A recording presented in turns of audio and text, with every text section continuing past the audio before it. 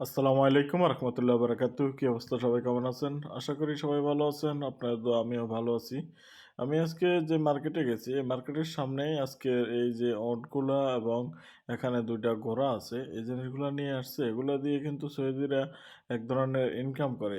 এই ঘোড়াগুলা যারা চড়তে চায় এবং এগুলোর সাথে ছবি উঠাতে চায়, তাদের থেকে কিছু পরিমাণ টাকা নেওয়া হয়। টাকাটা আসলে যখন ছবি উঠায় তখন নির্ধারিত কোনো টাকা নেয় না ওরা। দেখা গেছে যে যা ইচ্ছা তাই খুশি মেনে দিয়ে যায়। আর যদি এইগুলার উপরে উঠে যদি এ সরে কিংবা এগুলোর উপরে উঠে যদি আনন্দ নেয় তাহলে টাকা পেমেন্ট করতে হয় নির্ধারিত একটা ফি।